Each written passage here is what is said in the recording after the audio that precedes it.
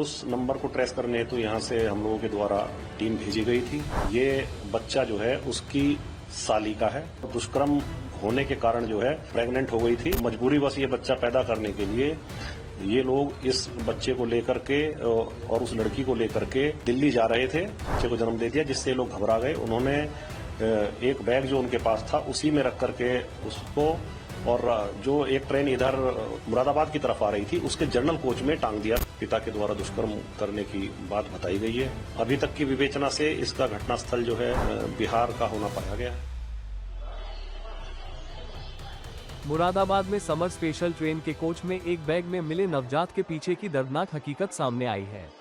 अपने पिता की हवस का शिकार हुई नाबालिग ने उस बच्चे को जन्म दिया था। इस पूरे मामले में Moradabad GRP station head Ravindra Vashishtha ने क्या कहा, सुनिए। 22 जून को हमारे यहाँ एक समर स्पेशल आती है। उसमें जनरल कोच में एक बैग में रखे हुए बच्चे की सूचना प्राप्त हुई थी। नवजात शिशु था। उस शिशु को तत्काल ट्रेन से उतार करके और हॉस्पिटल पहुंचाया गया, और आगे जांच के क्रम में जब उस बैग की तलाशी ली गई तो उस बैग में एक सिम कार्ड मिला था।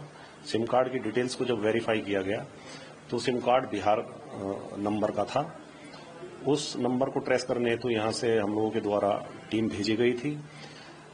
विवेचना के क्रम में जब उस सिम कार्ड धारक को ट्रेस किया गया तो उसके द्वारा अवगत कराया गया कि ये बच्चा जो है उसकी साली का है, जो नाबालिग थी और दुष्कर्म होने के कारण जो है प्रेग्नेंट हो गई थी, और किसी को नहीं बताया। जब काफी दिन हो गए तो मजबूरीवश ये बच्चा पैदा करने के लिए ये लोग इस बच्चे को लेकर के और उस लड़की को लेकर के दिल्ली जा रहे थे।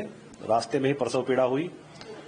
ट्रेन के बाथरूम में लड़की ने अचानक बच्चे को जन्म दे दिया, जिससे लोग घबरा गए। उन्होंने एक बैग जो उनके पास था उसी में रख करके उसको, और जो एक ट्रेन इधर मुरादाबाद की तरफ आ रही थी उसके जनरल कोच में टांग दिया था, और वहीं से बनारस से ही वापस चले गए थे।